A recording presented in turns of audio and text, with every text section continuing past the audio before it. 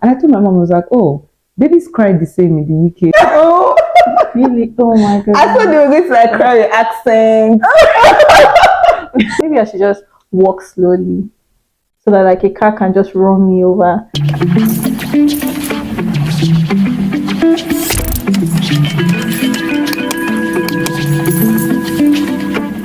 Hello everyone, welcome to ST Unscripted channel. If you're new here, welcome. And if you've been here before, welcome back. I'm the new owner of this channel. I've like taken over. I'm the new authority on ground. Power has changed hands. And yeah, and that's on period. Continue. Hi guys, welcome back to my YouTube channel. My name is Esther, and welcome back to a new episode of What I Ordered versus What I Got, where I have honest conversations. If you watch my previous video, this, my friend, yeah, you know these are favorite things to do. Yes, where I have honest conversations with my friends about like relocating, about our experiences with like relocation and all of that. Just like fun conversations, nothing hectic, you know. And today I have an amazing guest with me today, my mentor. If you've heard me say my mentor, this is my mentor. These are my mentors, because he's one person, but there are multiple other entities inside of us. Anyways, welcome my friend, our bride, our wife, you know. Introduce yourself, Nina. Hi guys, my name is Nina Basim. And I'm Esther's friend, and I feel like I've been settled because I do not really know what this video is about, but let's see how it goes.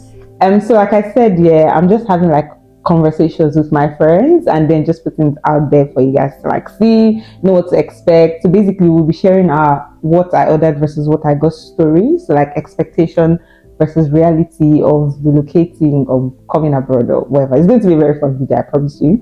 I'm sure by now you've already seen the first episode and you are anticipating, in the name of Jesus, this next one, which is going to be amazing because my friend has stories for days. If you watch her YouTube videos, you know she has stories for days. But yeah, welcome again. Thank you for joining me. Thank you for agreeing to do this with me. And let's jump right into the video. Okay, so first off, yeah, we're going to do a quick icebreaker. Okay. So I'm going to ask you some questions on how well you know the UK.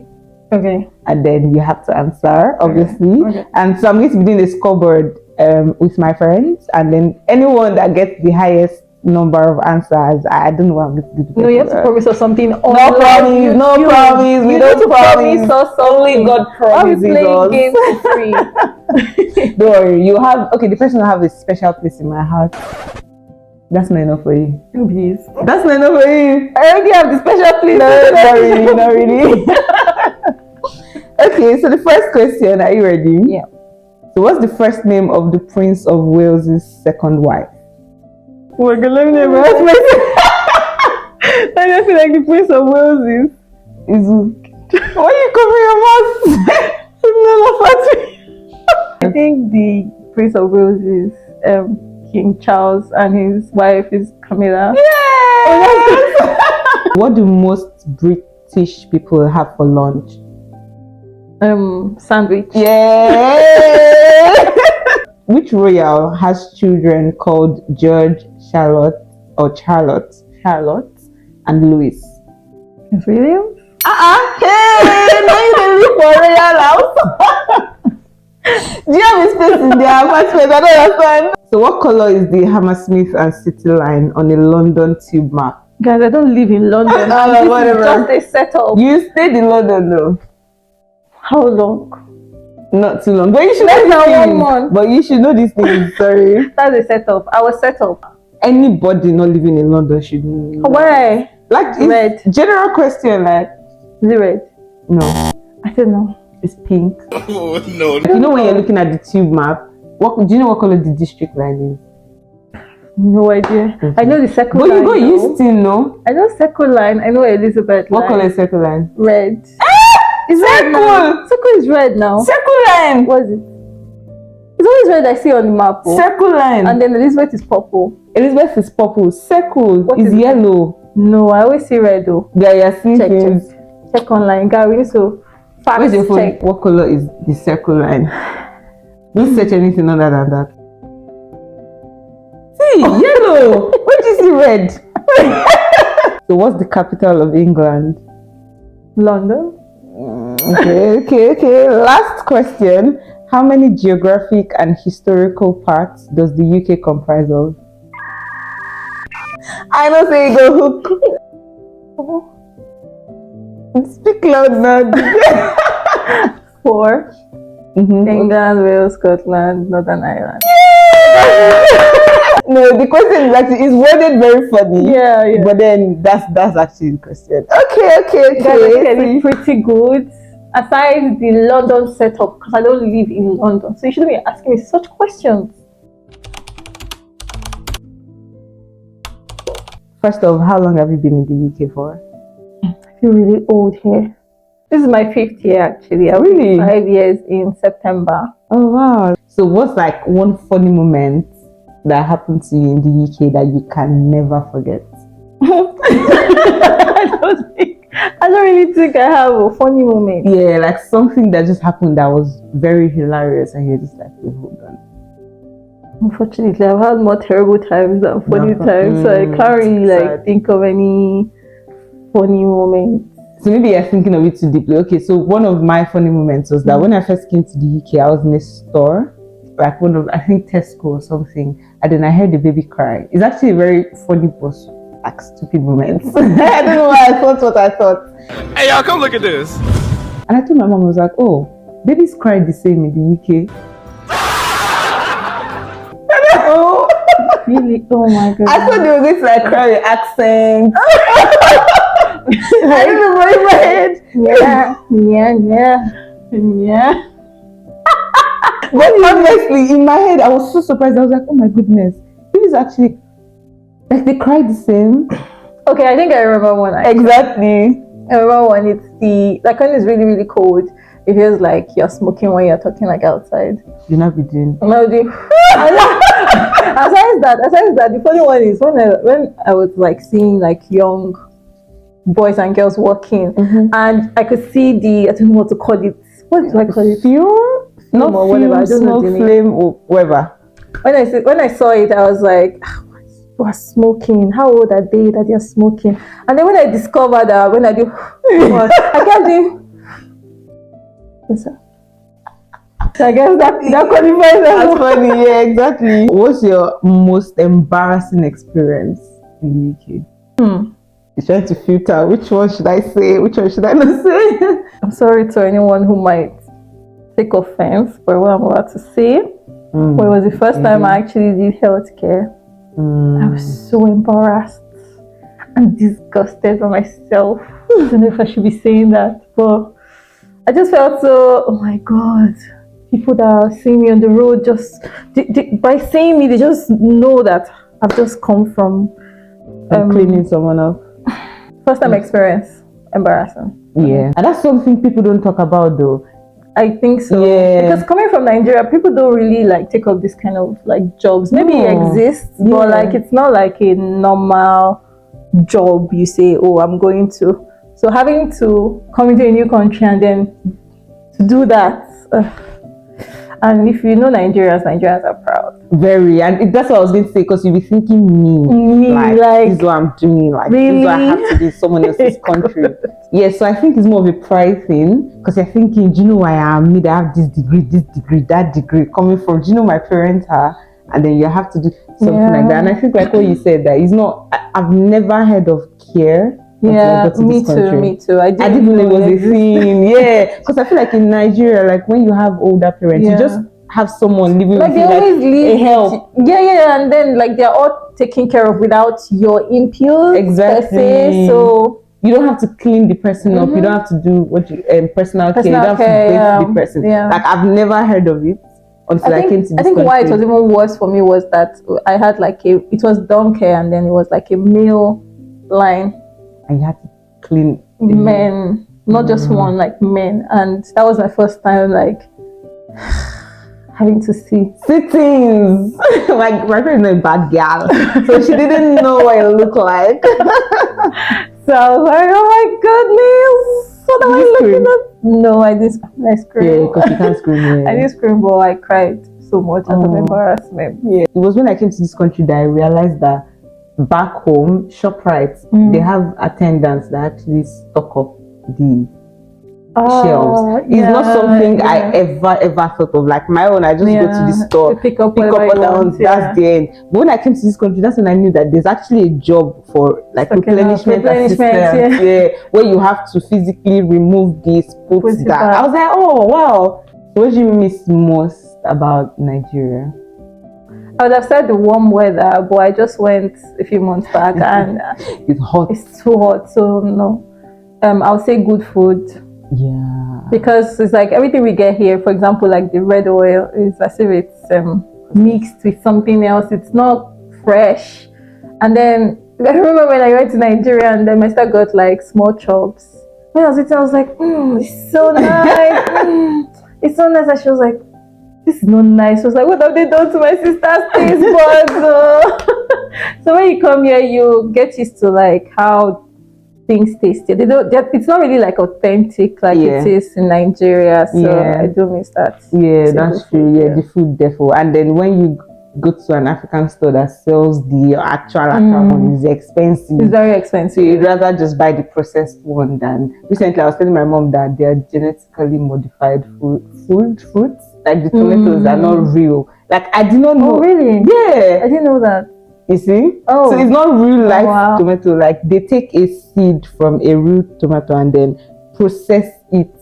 Like when I was watching it online, so like when you eat turkey or chicken, even that you buy from, let's say the stores, I don't want to mention them, it's not real chicken. Like it's not a real chicken. What are they feeding us? I said when my friend told me, I was like, no, it's a lie. She was like, yes, that's why it tastes differently. That I should check online. Yeah. And then I watched the video, so they were like, they'll take its gene they'll take the gene of a real tomato and then implant it, inject it into a plant, and then that plant will now grow and take the form of a tomato.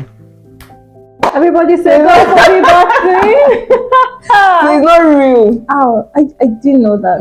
I think you need to watch it. Genetically modified food. So like most I watched that. You don't watch it. So like most of the turkeys, the chicken is not real life God created chickens. Oh, wow. If I'm saying rubbish, you people should tell me I'm wrong. But I watched videos about it and then I read it. I was like, what?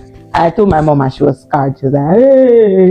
No, it's quite scary. And when people say, oh, why do young people fall sick and like get like some diseases that in the olden days you wouldn't get such diseases or whatever until you're like quite old. Yeah. I think it's because of things like this. A lot of things that are processed. That's so sad. Fresh food. We're not eating the fresh vegetables. Even when you go to buy it from all these stores, it's been there for like how many weeks, but then you have to buy it still. So yeah, the chicken you're eating is not real chicken. I don't eat chicken. The turkey you eat is not real turkey. Don't do this to me. So do you regret relocating? No. I'll actually do this again if I have the opportunity to. But at the early days? Yeah. Did I regret? Or did you question? I questioned. Why am I here? Yeah, definitely I did, because I would have said, oh, I didn't have any expectations coming abroad, but that's an expectation on its own. Like, I didn't know what to expect, but I expected somehow that life would be great. That's a myth. Yeah. And I seriously struggled. So there were times I really questioned, like, why am I here in Nigeria? I wouldn't do most of the things I'm actually doing here. So I'm like, why am I even here in the first place? Why am I struggling this hard? Like, at some point I actually wanted to go home. I was so determined to go home. But I didn't, and I'm glad I did. So what's your what I ordered versus what I got story? Plenty. It's not like I thought that I would, like, people pluck money from the tree, but I thought it would be easier to get a job, like a full-time job. I'm so glad. Let's talk about this. Now, let's actually talk about this, because this is the myth. It's such a myth. I remember when I was coming to the UK, like, we'd not come with the Japa thing. So Japa was not a thing as when we came to the UK. So when I was coming to the UK, let me know, like, they shipped me to the UK. I never, if you ask any of my friends that know me in Nigeria, that knew me when I was in Nigeria, when I told them I was traveling, they were like, huh? You? Because number one, cold is not my thing. Like when there's AC in Nigeria, I'm already shivering. So I told them that no, me, I can never ever live abroad. Then the food, I don't know how to eat all this the men there. I only eat like proper Nigerian food. Even till now, like it's just not something I can eat. So they knew that okay, this is how Esther is. So because of that kind of lifestyle, they never ever, even me, I never saw myself traveling. Maybe visiting, but I never even thought about it. But when one of my friends heard that I was coming to the UK, she was like, oh, or he was like, oh, at least you get a job. Once you get there, a job is very easy. So I already had that thing in my head that job is, but it's a myth. Big one. It's such a lie. Please talk about it. It took me 3 years to be able to secure a corporate job. Like, that's very... The struggle, the fact that everyone is like, oh, to be able to like sustain your life and like pay for things, your cost of living and whatever, you need to like get your hands into anything you can get your hands into to get money. Yes. Guys, I did warehouse. See me like this. I was like, babe. I was carrying all these very huge items. Like, it was really difficult. I did healthcare. What then would do? Just to make a living, and it's like you are making those applications, putting out your CV, you're getting a lot of rejections. And one thing about Nigerians is, like I said, they are proud. So rejection is not something that we are used to. No, it's not something. So I think I had to deal with it, and I'm actually okay with rejections now. And I'm like, okay, rejections are part of life. But before then, every day I'm waking up to like rejection emails, and I'm crying like, oh my god, I'm not good enough. I would feel so less of myself, that why am I not even getting interviews and stuff like that? Like, it's hard. Yeah, and then when you come, once they know your visa status, like, oh, you're here on like maybe a student visa, so you definitely need us for sponsorship. They're like, no, that's it. Like, it's just God's grace that would, honestly, like, it's just the grace of God that will make them say, okay, no problem. Come in. Like, it's just getting a job in the UK is hard. It's like, very hard. I don't know why people make it feel like, some people be like, now you don't want to do this job. Jobs are very much available, but it's not everybody. Like, imagine having like, you have masters, you have everything. You now come to the UK and then you're doing care. I think, like, how do I put it? When people say, oh, jobs are available, I think yes, to an extent. But we just being like immigrants makes it difficult. Exactly. Because we've not been born in, like, we're not born here. No. We have no records like of being in the system. Like, our CV says Nigeria. Exactly. And it's like, it's not recognized here or something like that. And then, like, for us now, I think we came immediately after NYSC. Yeah. Same here. Like, I didn't even have any like work experience in Nigeria, which made it very difficult to like break into the corporate space. So yes, the jobs might be there, but they're not there for you. Like, every single day you're seeing adverts, and then people keep on telling you just keep applying. How many rejection emails can you deal with? I know someone she has spoken about it on YouTube, Chidera Peters, that she said she got into a place of depression because of rejection emails. It's very depressing and overwhelming, to be honest. She had to go back to the UK because she could not find sponsorship. She had to go back to Nigeria because she could not find sponsorship and she didn't want to stay here illegally. Now she's back because she's married, thank God. But she had to go back to Nigeria because she didn't have any visa status. And this is like the case of so many people. In my own case, I had to take up a second master's because I wasn't able to get a job with sponsorship. Exactly. And that's, imagine, so you have to spend extra money to be able to now stay in the UK to qualify for the graduate route visa. Yeah, that's what she could have done, but I don't think it was available at the time. Because when I came, this post-study work visa wasn't even there. It started on our own head. You know, God was like, my daughter is going into that place. I need to create a way for her. If we start here, we can talk about it like, on and on and on. And Chidera is extremely smart. Like she came to this country on sponsorship and scholarship. So she's very smart. So it made her question. It will make you question your entire existence. Like, why am I not getting this job? And then you see the people that are getting the job, and you're like, the mass is not massing. It's not giving. God. It's hard.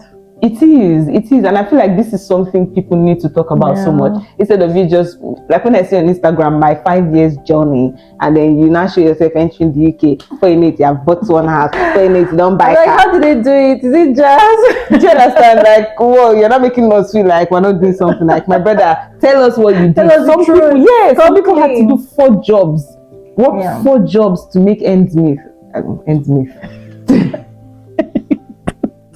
Because this is paining me. Like, it's paining me so much. Nah, it's not. So that's something that you expected. Yeah. But then the reality. Yeah, I just expected things to be a bit easier. And it wasn't. I wasn't expecting hardship. I put it like that because, like I said, I didn't really have any like specific expectation in my heart. However, I did not expect to struggle. Yeah. As hard as I did. Yeah. And the UK, or let me just say relocation in general, it toys with like your mental health. I mean, it's when we got here too that we knew that there was something called mental health.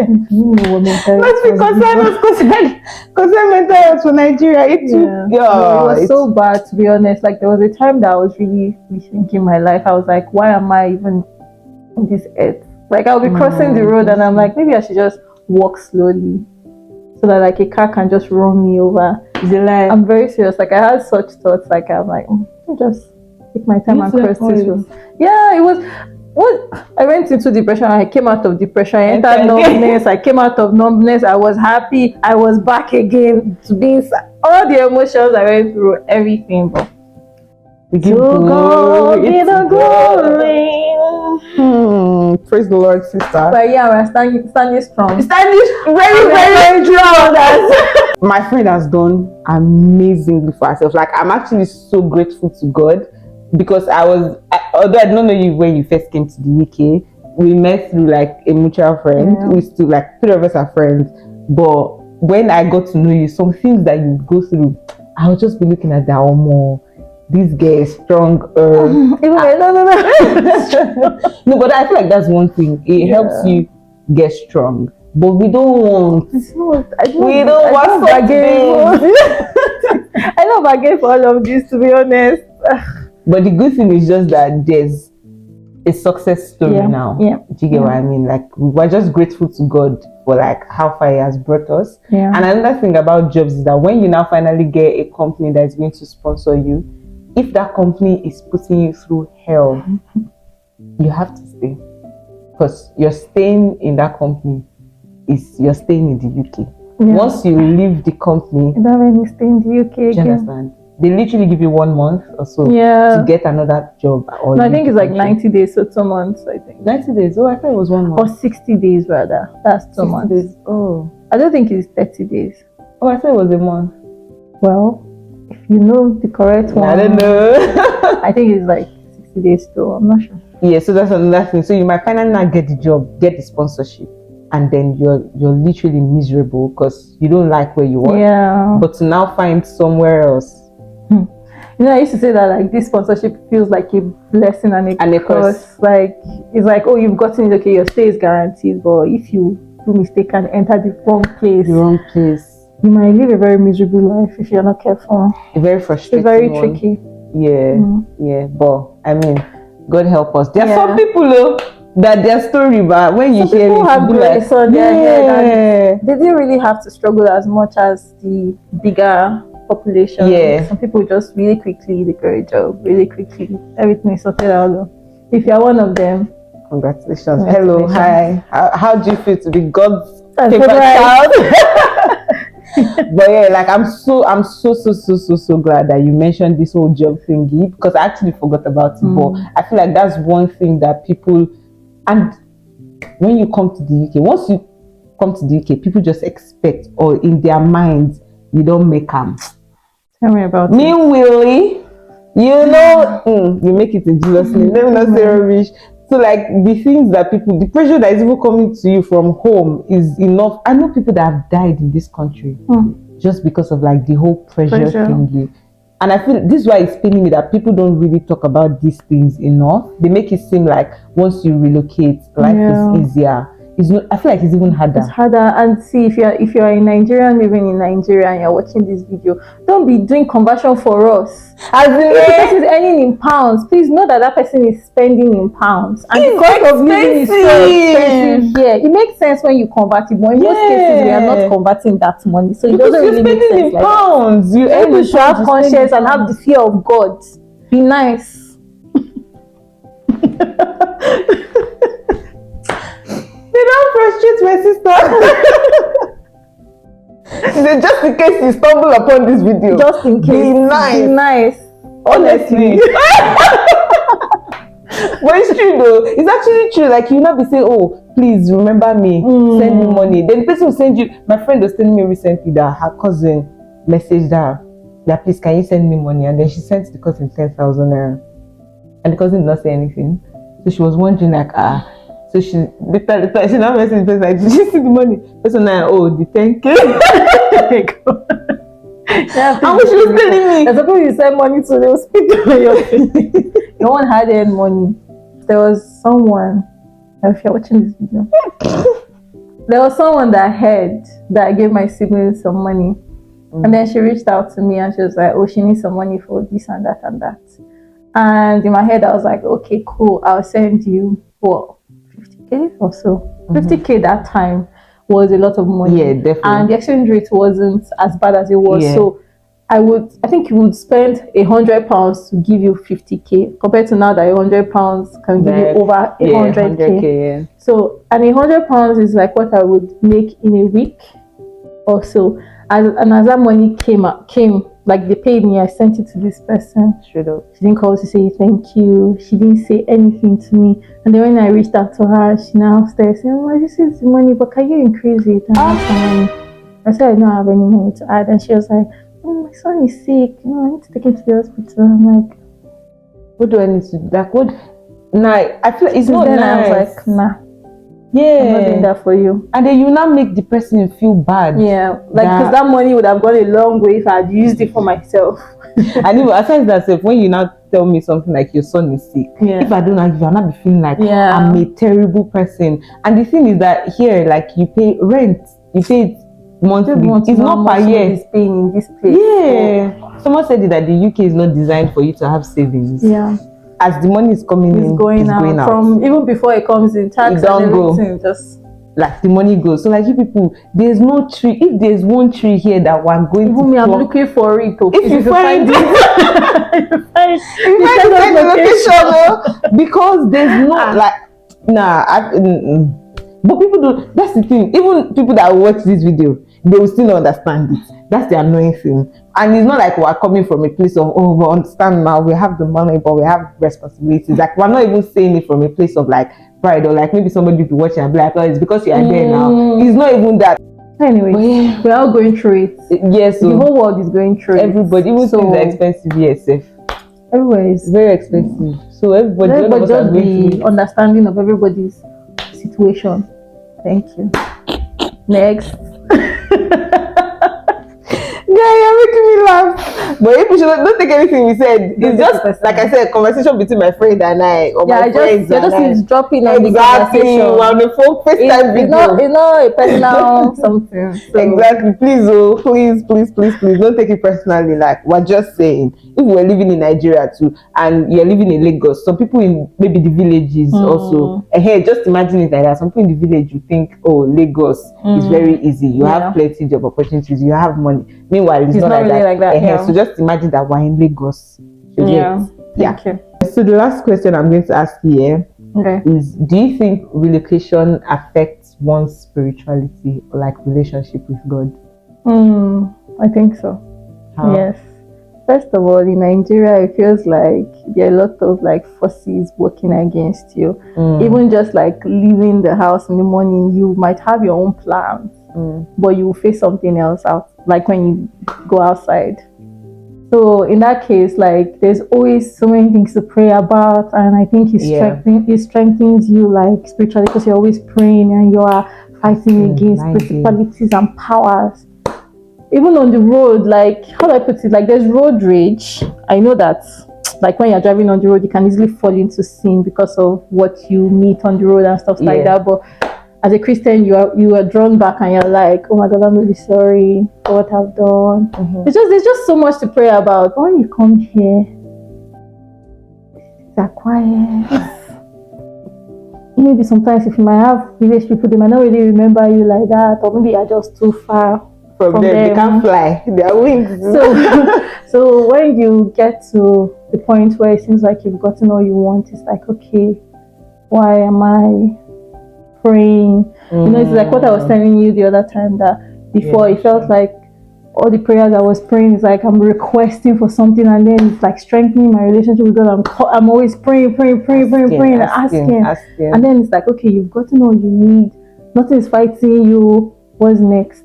And it's like you're in that space of, what's the word? Zen. What? Zen. Like Zen? Calm. Yeah, like, okay, what do I pray about? Like, it's different. And here too, like the way the culture is, you go to work on Sundays for some people, and then maybe if you do that consistently for a very long time, you might not remember what it feels like. You had to be going to church. And I know that people say you don't have to go to church to be a strong Christian or to relate with God, but even the Bible says when 2 or 3 are gathered, He is there. Like gathered in His name, He's there. So never forsake the gathering of the brethren. And one thing I also used to say is that sometimes going to church is a way of like drawing you closer to God, like drawing you back.